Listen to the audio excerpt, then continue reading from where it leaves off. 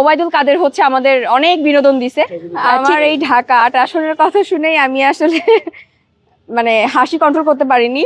আমার মনে হয়েছে যে পুরো বাংলাদেশে নির্বাচন হয়েছে একদিকে আর ঢাকা ৮ আসনের নির্বাচন হয়েছে আর একদিকে। যেভাবে আমরা এটা আমরা বিনোদন হিসেবে নিয়েছি, আমরা খুব মিস করবো এই জিনিসটা আসলে।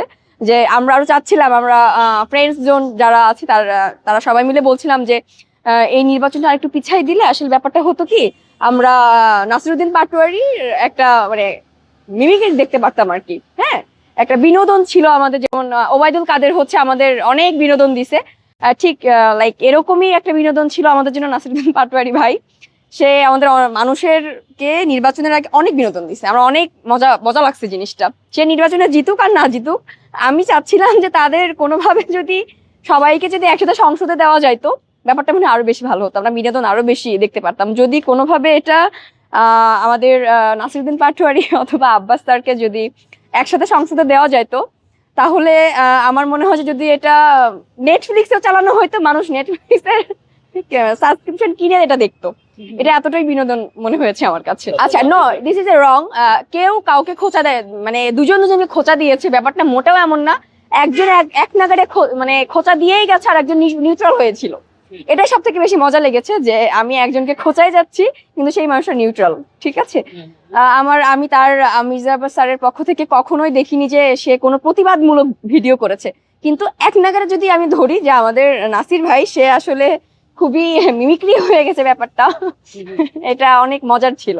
সো এটা ভুল যে খোঁচাখুচি করেছে, নো, খুঁচিয়েছে একজন। ঠিক আছে, এই যে আমাদের নাসির ভাই এক নাগারে খোঁচা দিয়ে গেছে, বাট আমি মির্জা স্যারকে দেখেছি যে সে নিউট্রাল অবস্থায় ছিল। এমনকি এটা বলেছে যে ইঞ্জিনিয়ারিং করে আসলে পাশ করেছে। আমি যতদূর দেখেছি, যতগুলা ভোট কেন্দ্র বা ভোটের কথা শুনেছি, যতগুলা নিউজ দেখেছি, আমার মনে হয়েছে এবার সুষ্ঠু নির্বাচন হয়েছে, কোনো প্রকারের কোনো ইঞ্জিনিয়ারিং এখানে হয়নি। আর এটাই হচ্ছে সব থেকে বড় কথা। সে হচ্ছে, আমি মনে করব যে আমি তাকে চাইছিলাম যে সে আসলে যাক, সংসদে দুজন মিলেই যাক, কোনোভাবে যদি দুজন মিলেই সংসদে দেওয়া যায় তো এটা আমার কাছে খুব বেটার মনে হতো। সে একটা বিনোদন আমাদের জন্য সে একটা টোটালি একটা বিনোদন। এখন পর্যন্ত আমি ফেসবুকে অনেক মিমস দেখি তাকে নিয়ে, এটা আমার কাছে ভালো লাগে, বিনোদন লাগে আর কি।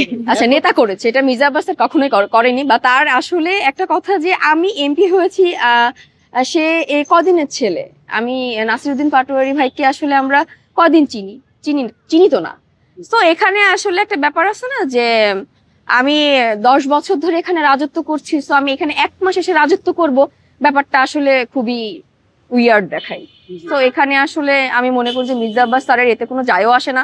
উনি যদি খোঁচাইতে ওনাকে মেরেও ফেলে, আমরা দেখেছি যে মির্জা আব্বাস স্যারের বাসার সামনে গিয়ে বক্স বাজিয়েছে। এটার কোনো প্রতিক্রিয়া কি আমরা দেখতে পারিনি। মির্জা আব্বাস স্যার চুপি ছিলেন, কিন্তু এখানে কমেডি হয়েছে, এটা ভালো কমেডি। আমরা এই কমেডি আসলে মিস করি, এখন নির্বাচনটা চলে গেল, এটা না মিস করি। হ্যাঁ, অনেক ভালো ছিল নির্বাচনের মুখ্যম যে বাংলাদেশ একদিকে, পুরো বাংলাদেশের নির্বাচনে একদিকে, আর নাসিরউদ্দিন পাটোয়ারি স্যার আর মির্জা আব্বাস মানে ঢাকা ৮ আসন একদিকে, এটা মজা লেগেছে। এখানে মানহানির মামলা, আমি আপনাকে যদি মানহানি করি, অবশ্যই আপনি আমাকে মানহানির মামলা মানে দিবেন, এটা স্বাভাবিক। আমার যদি এটা লাগে, আমাদের লতে নুইসেন্সের একটা ব্যাপার আছে যে আমাকে কেউ মানহানির মামলা, আমার যদি এটা মনে হয় এটা আমার জন্য অপমানজনক বা এটা আমি করতে পারি, এটা কোনো মানে দোষ না।